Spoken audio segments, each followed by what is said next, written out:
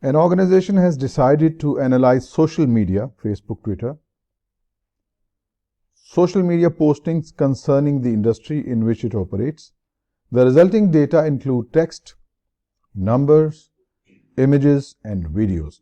Which category of big data best describes these items?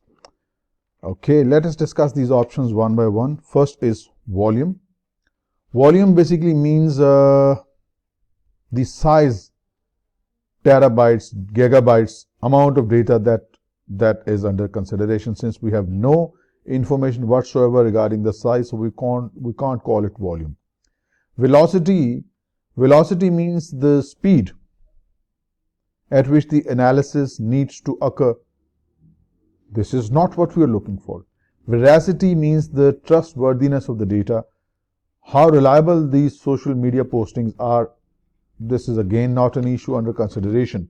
What is under consideration is that the data exists in different formats: numbers, texts, images, videos, audios. This is what you call variety. And that is what the correct option is. Remember, variety means different types of data that are involved in the analysis. We see here text, numbers, images, audio, video. So this clearly is D. Which of the following terms is used to describe the unique attribute that identifies a specific record in a table? Unique, mind the word unique attribute, like your social security number or maybe your passport number is a unique to you only. No one else will have the same social security number or your passport number. So let us see these options one by one. A foreign key. First of all, you need to know social security number, passport number, a unique attribute. This is what you call the primary key. We know the answer, it's B. Let us discuss why not A and what basically are ACD. A foreign key. Let's say you have a table, right? And this table has different pieces of information laid down in rows. And this last column here, or maybe somewhere in between, there's a reference to passport number. So this table is now referencing the database to another table containing the passport number of different employees or the social security number of different employees. This is what you call the foreign key. Remember, so foreign key in a relational database management system links data between two tables. So it simply references one table to another using primary key of another table. So this is not true. Then a secondary key. Let's say we have the records of students. AB is the name of one student, CD is the name of another student, EF is the name of another student. So there can be another student who has the same name as the first one, AB. So what is secondary key? Secondary key basically is a non-identifying column that is used to find a row in a table. This row, EF, contains the details of student EF. So this cannot be a primary key always, because there can be many students with the name EF or student with the name AB, right? So this is what you call secondary key. What about schema? Schema basically is the database organization. It's the way the database is organized. It's the way the database is arranged, or the way the data represents the construction of database management system. So this is not what we're looking for. We got our answer. Primary key, a unique key that is different for every person, for every record in a database. That is called the primary key. That makes B to be the correct option. If an organization decides to analyze sales by looking at the average sales by region, it would be implementing which type of data analytics process? Predictive analytics, wrong, because predictive analytics, they are used to predict the future outcome based upon the historical trend. Like normally regression analysis is one of the ways we use it in the predictive analytics, so not correct. Diagnostic analytics. Diagnostic analytics explain why something has happened, just like the diagnosis conducted by the doctor. The cause, why something happened. This is not it. Prescriptive analytics, on the other hand, is involved regarding recommendation, what you should do. If you are sick, doctor has conducted the diagnostic, this is the problem, this is what you should do. Doctor prescribes the medicine, just like that. Diagnostic analytics Let's know what has happened, what is the cost, why something happened, and prescriptive analytics will help you do the remedial action. If you do this, this will happen. That is the prescriptive analysis. This is basically descriptive analytics, where we have just laid down the information. We have just compiled the sales data by region and we calculated the average accordingly. So it is descriptive analytics, just describe what the data is. An employee mistakenly entered April 31st, which is not right because there are 30 days in April. In the date field, which of the following programmed edit checks offers the best solution for detecting this error? Online prompting. Online prompting, like when you open a Google account, the system will prompt you what you should do next. What you should do next. So it guides you, right? So this is a good check, but it will not resolve the problem of acceptance of an invalid date. Mathematical accuracy. It's again an edit check, but there is no way we can calculate April 31st. That doesn't require any calculation, does it? You just need to provide certain range within which the dates are acceptable. So it's a universal fact that there are 30 days in April, so the system should not have allowed this entry. So there is no need for mathematical accuracy. There is no computation required. Pre-formatting screen. Pre-formatted screen, like let's say you have a bank transfer form. You have given the detail of the beneficiary, bank account number, this and that. When this form is filled by you and it is given to the teller, teller will enter this information on his computer screen. So the form layout exactly matches the layout on the screen.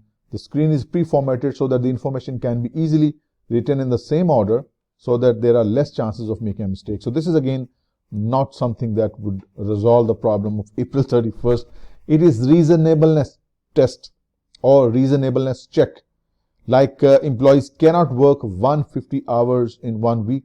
System should never allow this entry in the payroll system for weekly wages.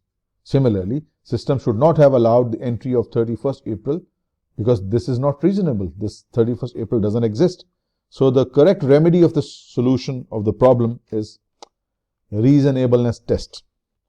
Big data comes with both opportunities and risk. Yes.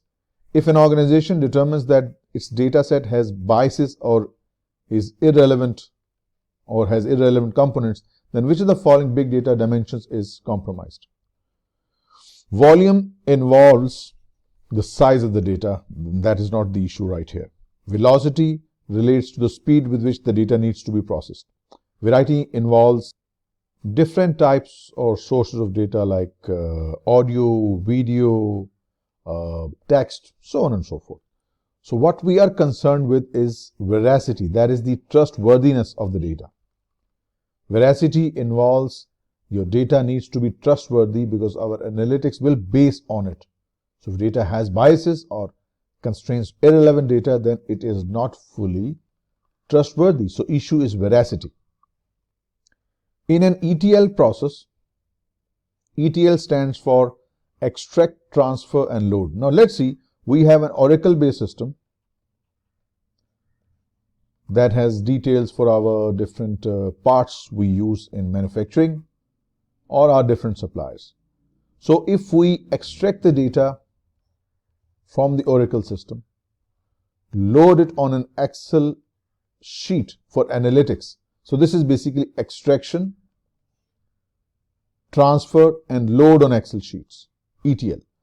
So in an ETL process, if a user must use advanced data mining software and time-intensive queries to obtain information, then that user is doing what in this ETL part? Is he extracting, is he transferring, or is he loading? Let us see. Manual validation. Wrong. Validation may be a part of extraction, that only valid data is extracted, but obtaining the data is the main task being accomplished. Extraction, transfer and loading. So validation is not an issue here. Manual extraction. Yes, that's what he's doing. He's extracting data from Oracle and then transferring and loading on the Excel sheets for analytics. So this is it. What about the other options? Manual transformation. Transformation is the function that is performed after the data has been extracted. But this is not during the attainment. He's just extracting it, not transforming. And then manual data load. It is the last, loading is the last phase in ETL process and would not occur before obtaining the data. Here he is just extracting the data, obtaining the data, so that makes B to be the correct option. If an organization decides to use regression, like your advertisement and your sales, they are correlated. You spend money on advertisement, your sale is likely to go up. How strong they are correlated, this is established through regression. So if an organization decides to use regression, which is a forecasting model, and what type of data analytic process would it be implementing? Predictive analytics. Yes, if we spend $10 million on advertisement through this regression equation, regression model, we can anticipate the likely increase in sales. So predictive analytics use statistical techniques, regression, to predict what would happen if we spend $10 million. That is a perfect option. What about the diagnostic analytics? We have already discussed. Diagnostic analytics focus on determining why something has happened. Prescriptive analytics is used to optimize, tell you what you should do to achieve this. You want to get here. How do you get here? That's the prescriptive analytics. Solution, remedial actions. And descriptive analytics, it simply describes what has happened. So descriptive analytics just describe the event that has already occurred. So this is not what we're looking for. A is the right option. Which type of analytics are described by activities such as continuous monitoring, continuous auditing, and continuous reporting? Let us discuss these one by one. Operational analytics, incorrect, because operational analytics use data mining and data collection to plan for more effective business operations, not continuous auditing or continuous reporting. Risk and compliance analytics, that makes perfect sense, because in risk and compliance analytics, we use different tools to monitor transactions through continuous monitoring, continuous auditing, so that any possible event of fraud could be detected. This is correct. Customer analytics, wrong, because customer analytics is a part of digital marketing, and it helps companies to deliver what customer needs on time, deliver the relevant goods and service to the customer, and anticipate what the customers might request in the future. Not it is. Then finally, the new product and services innovation analytics. This is incorrect again, because the new product and services innovation are used to determine where innovation is needed and isolate products, qualities that the customers are looking for, identify what the customers are looking for. This not a correct option. B is the right one. Next.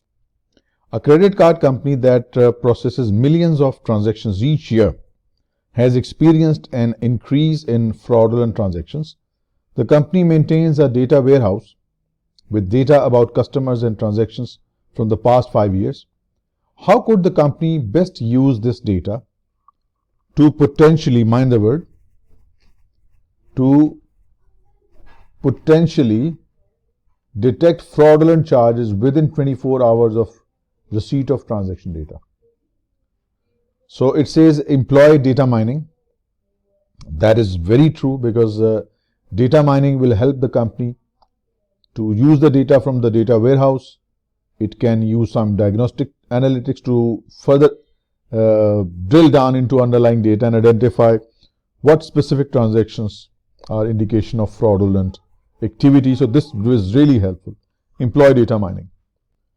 Increase internal audit staff. It appears to be a good preventive control, but it will not resolve. It can't prevent the transactions that are fraudulent. Adopt more stringent credit approval policies. You have nice account holders, credit card holders. Despite that, it is not a good way to detect fraudulent transactions. Use sequential coding for authorization. Sequential coding for authorization numbers is basically a preventive control to make sure that fake numbers are not created. So this would not act as a detective control to detect potential fraudulent transactions. So this is not helpful. A is the right option.